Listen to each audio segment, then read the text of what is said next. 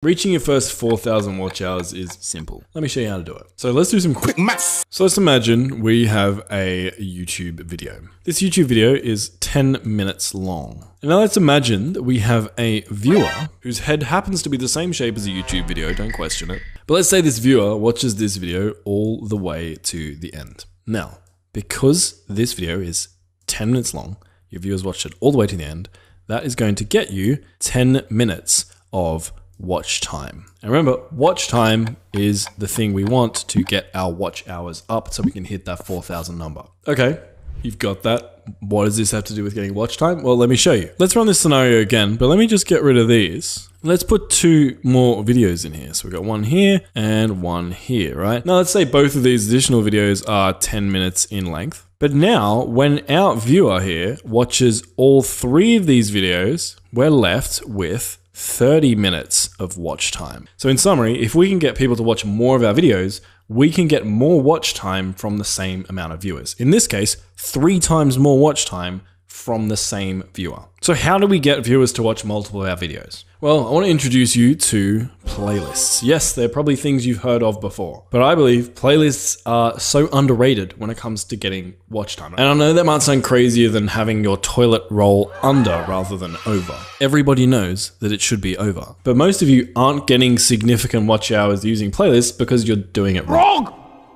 All of you are! So let me show you how to do this. So if you click onto a regular video, right? This video here, for instance, you can see that on the right-hand side, on mobile, it'll be below the video, but on the right-hand side, there are videos from other channels. So the instant I decide to stop watching this video, I now have a bunch of other videos that I can click and procrastinate my life away on instead. However, if we open up this exact same video, but we open it up inside a playlist, what you can see is now on the right-hand side, all of my competitors' videos have been bumped down the screen. In fact, you can't even see them on my screen. All you can see are more of my videos. So not only will more of my videos autoplay if someone gets to the end of this, but also if someone doesn't get to the end of this video, the chances of them ending up on another one of my videos over here, much higher. And this can help you get one viewer to watch multiple of your videos, which leads to more watch time. But you might be saying, but Marcus, my playlists don't get any views, so it doesn't matter how great they are. No one knows they exist, which for 99% of you is going to be true. Playlists aren't very discoverable. So here's what you want to do. If you go to a playlist and you open up a video inside one of your playlists, you can then copy a link up here. Now, if I use this link and paste it into Google, what you'll see, it'll open up this video inside of my playlist. And it's much easier to get someone to click on your link than it is to get them to find one of your playlists on their own. So what I like to do, and this works on really small channels as well, in my descriptions, in my pinned comments, I'll leave links to other videos of mine. But if you click these links, what you'll see is it will open up this video inside of a playlist. And even if you're only getting 10, 20, 30, 40 views on YouTube, if you can get 20 or 30% of those people to click on your playlist links, all of a sudden you could be getting 20 to 30% more watch time without doing any extra work. And the more views you get and more videos you post, the more that compounds. But on its own, even though this helps, it's not going to be enough to skyrocket your way to 4,000 watch hours. So I have a bunch of other methods I'm going to share with you in this video that will help you hit the 4,000 watch hours. First though, let's play a game.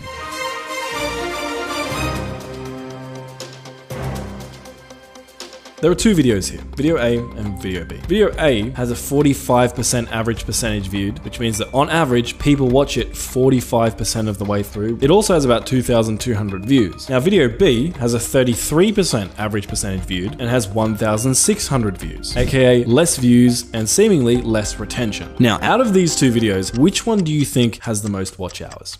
Well, it's actually video B, even though the retention is worse and it has almost 500 less views. So how is that possible? Well, video B is 3 minutes and 13 seconds long. And as mentioned, on average, people watch it 33% of the way through, which means this video generates about 1 minute and 4 seconds of watch time per viewer. On the other hand, video A is 1 minute and 44 seconds long, and at a 45% average percentage viewed, that means it's generating about 47 seconds of watch time per viewer. Because when you think about it, the maximum amount of of watch time I can get from video B is 3 minutes and 13 seconds. But the max number of watch time I can get from video A is 1 minute and 44 seconds. Because video B is longer, it has the opportunity to get more watch time per viewer, and so even though its retention might seem worse and it's getting less views, it's actually generating more watch time. In other words, longer videos tend to result in more watch time. Now, big mistake people make here is they go out and just start adding a bunch of filler content to their videos to make them longer. And that doesn't work, because if you add filler content, it makes your video worse and people are going to leave your video. And having a long video doesn't help you get watch time if people don't actually watch that video. So how can we make our videos longer without adding a bunch of filler content or just adding so much content that it's going to take us forever to make the videos? Well, let's take a look at this video for a minute. And the video is about, well, you can see from the title and thumbnail. Now, when I watched this video, I noticed something very interesting. Jack starts off by explaining the video and how the challenge will work. Then he spends a bunch of time walking around the street trying to find someone who can rap. Then after finding his random guy, he meets up with him and interviews him in a car. Then they arrive at a recording studio where they're going to record their viral song and mess around for a bit. Then they actually record the song and listen to it back. And then and only then do they actually start doing the stuff that most people would expect the whole video would be about, which is actually taking this random guy and song that they've created and making it go viral. And at this point, the video's been going for about 7 minutes. Now, most beginners probably would have found a random guy, recorded a random song, and explained the premise of the challenge in about a minute, and then spent the rest of the video actually trying to make that random guy and song go viral. And because of that, their video probably would have ended up being quite short. So what I want you to do, regardless of what type of content you're creating, whether it's educational, entertainment, whether it's a challenge, take inspiration from Jack here. Don't just show people what it is you promised you were going to show them. Actually take people along for the journey of setting up the challenge you're about to participate in, or your line of thinking and coming to the conclusions that you are going to share with them. If Jack had just been like, hey guys, in this video I'm going to create a viral rapper, I found a random guy on the street, we recorded a random song, and now we're going to try and make this song go viral, let's do it. All of a sudden, his video is 7 minutes shorter. But the other thing you can also do to create longer videos is really obvious, but also really genius. So if we have a look at this channel, the videos that really got it started were funny moments compilation videos. This one here is the most successful of those compilation videos, 2.5 million views. And this one here is the second most successful compilation video with 1.7 million views. However, if we look at the watch time generated by these videos, the 2.5 million view video got 182,000 watch hours, and the 1.8 million view video got 274,000 watch hours. Now, the reason for this is, like we talked about earlier, making longer videos, but I want to draw your attention to the type of video this is. This is a Star Wars Battlefront funniest moments of 2017 video. In other words, it's just a compilation of videos that he's already made. And so many of you guys can create these kinds of videos and make them even longer than 40 minutes. You can make 1, 2, 3 hour long videos, just compiling videos that you've already created into what you package as a best of moments video. If you're an education channel, you want to find videos that you have that are highly related and sort of package them into sort of one big course video. So let's say you're a business channel and you have videos that teach people like how to find a domain name, how to choose what website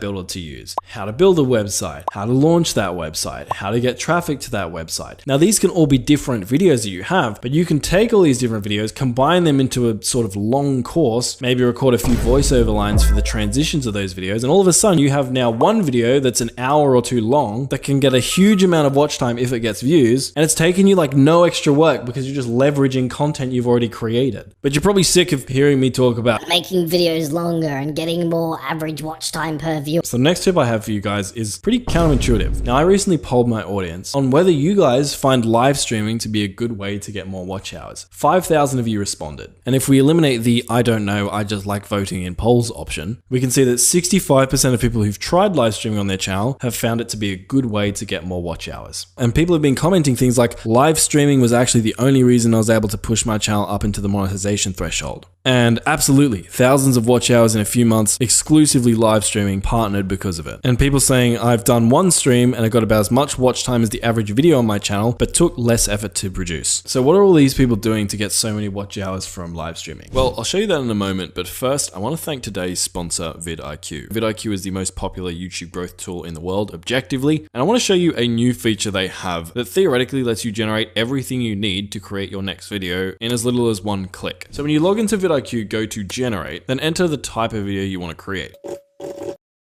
And vidIQ's AI is now going to generate a title, description, tags, hook, and video outline tailored to the specific prompt I've just entered. Now, aside from generating the worst thumbnail I've ever seen in my life, the rest of this stuff is actually pretty good. But let's say I didn't like the hook. I could come into format here and adjust it from, say, a claim hook to a question hook. And you can see my hook's been updated, and you can do this with your title or your video outline. Speaking of outline, vidIQ's generated a timestamped outline I can go off. Let's say we make it a tutorial. And then if you're happy with his outline, you can either wing it from here or click generate script to generate a word-for-word video script and voiceover based off of this. Now, is this any good? Well, I've seen it work pretty well for some types of videos and pretty horrendously for others. But assuming you're in the group that it works pretty well for, this could save you a hell of a lot of time. So to find out if this works for you, you can use my link below to get vidIQ for an entire month to get access to the generate tool and all of the other tools that come with vidIQ for just $1. That link will be down below. But now back to my example about getting watch hours with live streaming. Well, let's just pull a hypothetical example. Let's say you stream for 3 hours, 6 days a week, which is not an uncommon live streaming schedule. That equals about 18 hours of content per week for 18 hours of work. Now, I couldn't find any numbers on how many viewers the average YouTube live stream gets, but apparently the average Twitch live stream gets about 27 viewers per stream, which I think sounds unrealistically high. So let's just drop this down to say like 15 viewers per stream. So if we times our number of hours streamed by our 15 average viewers, that results in about 270 watch hours per week. And just assuming this, so not taking into account VODs or anything like that, at this rate, you will have 4,000 watch hours in about 3.4 months. Now, is 18 hours of streaming a week unrealistic? Depends on the kind of channel you have. If you're a gaming channel, very common for gamers to play at least 3 hours of video games a day. Maybe you could be streaming in that time. If you're an education channel, doing 18 hours of Q&As a week is probably a bit unrealistic, so it might not work for you. And this is why we have a split like this. For some people, the answer genuinely is no, live streaming suck. For others, and the majority of people it seems like, the answer is actually yes. So if your sole goal right now is just grinding out watch hours, it could be worthwhile trying a live stream and just running the numbers to see how much you would need to live stream to reach 4,000 hours and whether or not that actually makes sense with your schedule. I think in the short term, it actually could be beneficial beyond just getting watch hours. I personally feel that a lot of the streaming I did back in the day helped me become a more confident extemporaneous speaker.